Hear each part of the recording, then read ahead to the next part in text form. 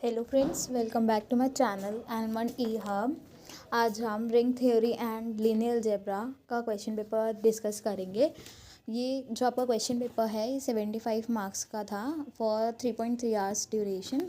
Usually आपका core exam 3 hours का होता है, तो आप आई विल सजेस्ट कि आप ड्यूरेशन का इतना यहाँ पे ना देखें, अपने पेपर में ज़रूर देखिएगा कि वो कितने मार्क्स का है।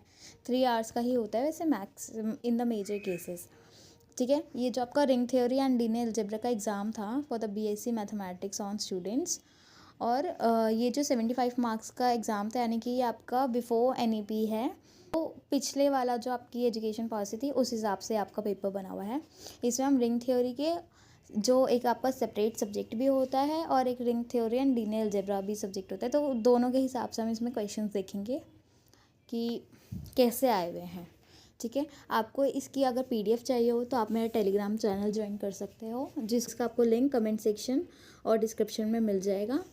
तो आप वहाँ से टेलीग्राम ज्वाइन करके ये पीडीएफ फ्री में डाउनलोड कर सकते हो। और इसके अगर सॉल्यूशंस चाहिए हो तो मुझे कमेंट सेक्शन में सॉल्यूशन लिख देना, तो मैं आपको इसके सॉल्यूशंस भी प्रोवाइड कर दूँगी। इस क्वेश्चन पेपर में हमें सारे क्वेश्चंस अटेम्प्ट करने थे और उनमें से कोई से 2 पार्ट अटेम्प्ट करने थे।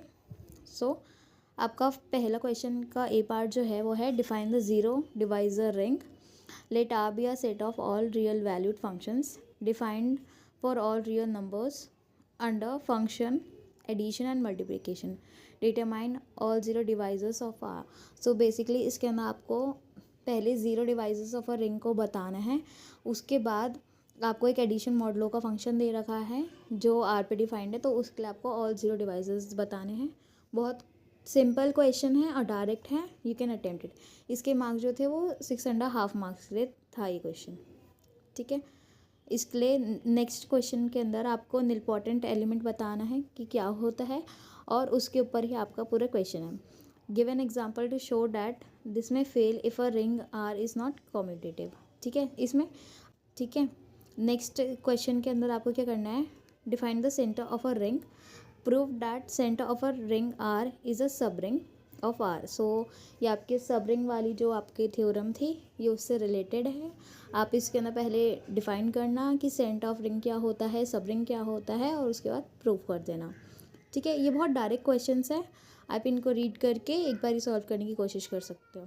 और पीडीएफ के लिए मैं टेलीग्राम चैनल को ज्वाइन कर लेना। ऑल्सो आपको और जो कोई भी सब्जेक्ट की क्वेश्चन पेपर चाहिए या किसी पे भी अगर डिटेल वीडियो चाहिए तो मेरे को कमेंट सेक्शन में बता देना, I will bring that for you.